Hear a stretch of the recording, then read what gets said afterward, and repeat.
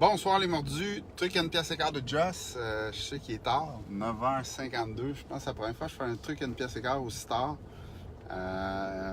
Pourquoi? Ben, j'avais de l'inspiration. Mon chum Laurent m'a donné un coup de main, il m'a sorti quelques notes concernant un sujet qui est très important pour les investisseurs immobiliers.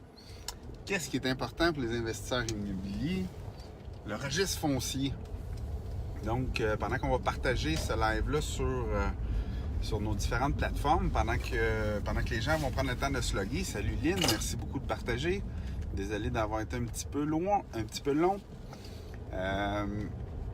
Où est-ce que je veux en venir avec ça? C'est que le registre foncier est super important pour les investisseurs immobiliers. Donc, je voulais en parler ce soir avec vous. Puis, juste avant d'en parler, je voulais vous communiquer nos prochaines dates où est-ce que c'est possible qu'on puisse se rencontrer. Donc, première fois depuis un bout de temps là, à Québec, 5 à 7 des mardis prochain, le 15. Mardi le 15, il va y avoir un lien qui va être ajouté là, dans le fil de commentaires. Donc, je vais être moi-même à Québec avec une toute nouvelle équipe pour organiser ça. Ça va vraiment être fantastique de retourner à Québec. Jeudi, le 17, on s'en va à M2 à Brossard dans le quartier 1030. Donc, directement dans une super boutique de vêtements pour hommes. Il y a maintenant une section pour dames.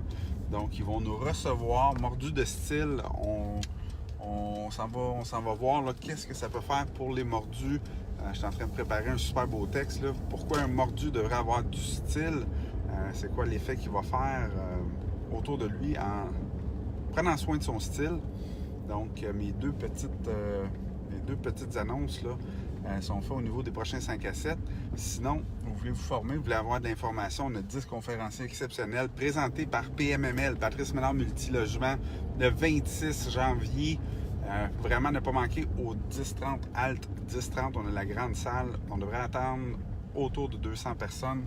Donc, vraiment, une journée complète à ne pas manquer. Il y a des billets VIP. Vous pouvez dîner et souper avec les différents intervenants, donc les 10 conférenciers, les 10 spécialistes qui vont être là. Donc, ce soir, truc à une pièce et quart, le registre foncier. Écoutez, à une pièce la recherche, on serait fou de s'en passer. Faut pas être cheap avec ça parce que vraiment important de savoir bien l'utiliser. Un seul bon deal récupéré grâce au registre foncier peut vous rapporter des milliers et des milliers de dollars. J'en ai fait l'expérience à plusieurs reprises dans les débuts de ma carrière où est-ce que j'ai commencé à chercher à spéculer de l'immobilier, à avoir de l'argent, des revenus à court terme en immobilier. C'était mon outil de prédilection. J'ai dépensé des milliers et des milliers de dollars sur cet outil-là. Même encore aujourd'hui, on l'utilise beaucoup. Pourquoi? Bien, je vous explique rapidement c'est quoi le registre. Ça a été créé en 1830, donc c'est pas nouveau, là. C'est informatisé depuis peu. Mais en 1830, ça a été créé afin de centraliser toutes les transactions ou les droits immobiliers fonciers de chacun des immeubles pour être certain que personne ne se fasse avoir. Donc, tous les droits sur chacun des immeubles, sur chaque terrain foncier, sont numérotés et sont centralisés maintenant. Puis, vous avez la chance de cette façon-là de pouvoir là, avoir une certaine sécurité face aux droits qui sont publiés contre les terrains.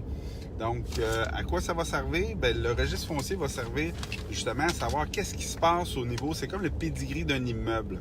Donc, registre-foncier.gouv.qc.ca. Donc, c'est un site où est-ce que vous allez ouvrir un compte. Ils vont demander votre carte de crédit. Puis à chaque fois que vous allez faire une recherche, à chaque fois que vous allez avoir une réponse, ça va vous coûter $1. Donc, super important pour vous d'aller apprivoiser ce site-là. Ça fonctionne par 6 conscriptions. Excusez, il est quand même tard pour mon parler. Donc, les 6 circonscriptions vont être des régions données. Où est-ce que dans cette région-là, je vais mettre un petit peu de vent, ça va peut-être être plus drôle, ben oui. Dans cette région-là, vous allez avoir la chance dans cette région-là de savoir chacune des transactions, qu'est-ce qui s'est passé. Moi, ce que j'aimais vraiment, puis où est-ce que je vous conseille d'aller voir, c'est le livre des présentations. Donc, retrouvez la section livre des présentations de la circonscription où est-ce que vous habitez, donc dans votre secteur, pour avoir l'information tout près de chez vous. Puis, avec toute cette information-là, vous allez voir chaque transaction. Donc, que ce soit une hypothèque, que ce soit une transaction, une vente, une déclaration de transmission, un avis de vente pour taxe ou bien un avis un préavis de vente du contrôle de justice ou de prise en paiement, vous allez tout avoir accès à cette information-là. Donc, c'est vraiment pertinent. De cette façon-là, j'ai réussi à aller chercher beaucoup de prêteurs privés à force de scroller le registre. Je tombais sur des hypothèques qui étaient faites par des tiers qui étaient privés, soit des compagnies de numéros, des personnes ou des noms de compagnies qui n'étaient pas bancaires. Puis ça me permettait d'aller chercher leurs informations, les contacter, prendre contact avec eux, bâtir des relations, puis ensuite de ça, pouvoir faire beaucoup de business. Je me suis pris des notes, je voulais pas rien oublier, donc il est important de bien comprendre. Donc, allez jouer dessus. Puis, il y a une chose qu'il faut comprendre, souvent le gouvernement ne nous donne pas un super service à la clientèle. Dans ce cas-ci, le registre foncier, ça va vraiment bien. C'est vraiment facile d'appeler là-bas puis de leur demander comment ça fonctionne. Ils vont prendre le temps avec vous de vous dire chaque section, qu'est-ce que vous allez pouvoir faire. Si jamais il y a un terrain vacant qui vous intéresse, puis vous ne savez pas comment aller le chercher, le registre foncier, ça va vous permettre d'aller trouver ce terrain vacant-là, d'aller savoir c'est quoi le pedigree, c'est qui le propriétaire, qu'est-ce qui se passe avec ça, qu'est-ce qu'on peut faire. Donc, c'est l'historique de chacune des transactions, de chacun des terrains. Qui est le propriétaire, qui était l'ancien propriétaire. Puis des fois, juste de savoir ça, on voit que je suis propriétaire d'un terrain, puis mon père était propriétaire avant moi parce qu'on voit bien avec le nom de famille que c'est dans la même famille. Puis là, on se rend compte qu'il y a eu une succession. Donc, peut-être que ce terrain-là, moi, je ne suis pas investisseur immobilier, ça ne m'intéresse pas de le développer. Il y a peut-être une opportunité d'aller voir cette personne-là qui vient d'hériter depuis 1, 2, 3, 4, 5 ans. Puis surtout, si ça fait longtemps qu'il en a hérité, probablement qu'il ne sait même pas quoi faire avec. Donc, ça peut être super intéressant de rentrer en contact avec ces gens-là puis d'avoir la chance de faire des bons deals. Vous allez retrouver aussi les avis de 60 jours, les déclarations de transmission. Donc, chaque fois que quelqu'un est en problème, vous allez être mis au courant rapidement si vous scrutez régulièrement le registre foncier. L'historique des propriétaires, on en a déjà parlé. Tantôt, je vous ai dit seulement 1 $ par recherche. Donc, chaque fois que vous faites une recherche et que vous avez accès à de l'information, ça coûte seulement 1 $. Je ne sais pas pour vous, mais pour moi, les coachings que j'ai pris me coûtent beaucoup plus cher que ça. Vraiment important là, de prendre une coupe de piastres de sa poche et d'aller voir qu'est-ce qui se passe. En même temps, il faut faire attention de ne pas cliquer sur n'importe quoi. Si on voit que dans une circonscription où il y a beaucoup de nouvelles constructions puis de chantiers de construction, ben on voit que le même contracteur a vendu plusieurs condos ou plusieurs maisons flambant neuves. Allez pas cliquer là-dessus pour rien. Il n'y a pas d'opportunité. Là. Il y a une personne qui a acheté une maison neuve. C'est pas bon pour les investisseurs, ça. Retrouver les reprises que les prêteurs sont prêts avec. Donc, ils ne veulent pas nécessairement les garder. Les prêteurs privés, là, quand ils font un préavis de prise en paiement,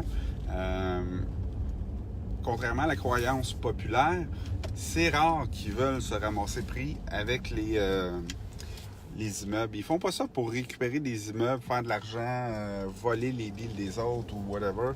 Quand ils se ramassent à faire une reprise, là, ils veulent s'en débarrasser rapidement. Puis, la plupart du temps, ils vont revendre ça le coût que ça leur coûte. Donc, le registre foncier, là, c'est une source où ce que vous allez voir tout de suite qu'il y a un prêteur privé qui est créancier sur un immeuble puis qui veut faire une reprise. Donc, important de vérifier ça. Vous pourriez acquérir ça rapidement. Puis, si vous avez un bon bilan, probablement ce prêteur-là va être prêt à prendre une garantie supplémentaire puis vous financer 100% de l'opération. Les hypothèques légales de construction, ça peut être une autre place aussi qui a place à trouver quelqu'un qui a besoin d'argent. Donc, vous pourriez devenir partenaire avec lui pour terminer son projet. Il faut être très prudent, par contre. Mais c'est une façon de faire qui peut être bien intéressante. Ensuite de ça, trouver une place où vous pouvez faire un prêt privé. Fait que vraiment un médium qui peut être intéressant et qui peut vous permettre d'aller chercher des opportunités en or très rapidement. N'oubliez pas que c'est continuellement mis à jour, jour après jour. Donc, si vous voulez avoir toutes les opportunités pour vous, allez-y régulièrement. Prenez un petit 5 minutes, livre des présentations dans votre secteur.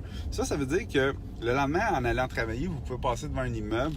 En revenant de travailler ou pendant votre break, entrez en contact avec la personne qui est propriétaire, qui est créancière, qui est débiteur en problème ou whatever. Puis en revenant de travailler, juste passer la rencontrer puis trouver une solution pour cette personne-là ou arriver à lui...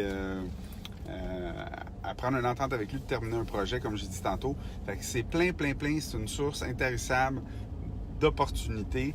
Moi, c'est avec ça que j'ai travaillé pour débuter ma carrière d'investisseur. Je vous souhaite que ce soit aussi fructueux pour vous. Les 3 premières années de ma carrière d'investisseur immobilier, c'est ce qui m'a permis de me rendre liquide afin que, excusez-moi, afin que j'ai suffisamment de liquidité pour après ça investir plus dans le long terme. Donc, avant de terminer, n'oubliez pas que ma mission, c'est d'inspirer le plus de gens possible à se libérer financièrement grâce à l'investissement immobilier. Et je vais vraiment vous être reconnaissant si vous prenez le temps de partager ce live-là à travers votre réseau, à travers vos amis. Faites juste taguer quelqu'un que vous connaissez qui serait peut-être intéressé à ça. Puis envoyez-moi des petites questions. Ça me fait toujours plaisir de vous répondre. Des fois, je vais répondre via Messenger ou directement dans le fil d'actualité pour faire profiter tout le monde. 15 janvier, 5 à 7 mordus d'immobilier à Québec. 17 janvier, 5 à 7 mordus d'immobilier à Brossard, à la boutique M2, la bière officielle des mordus d'immobilier. Et puis le 26 janvier, n'oubliez pas, il y a la faculté des mordus. On a Chloé qui vient de se mettre en ligne. Donc, quand elle va avoir 2 petites minutes, elle va vous mettre les liens pour ces différents événements-là dans le fil d'actualité de cette publication-là. Donc, n'oubliez pas de partager. Je vous remercie d'avoir été là. J'espère que j'ai aidé quelqu'un ce soir. Bonne soirée. Il est 10h03, je pense que c'est mon truc à 1 pièce et quart le plus tard. J'ai jamais vécu. Bye bye. Salut Daniel.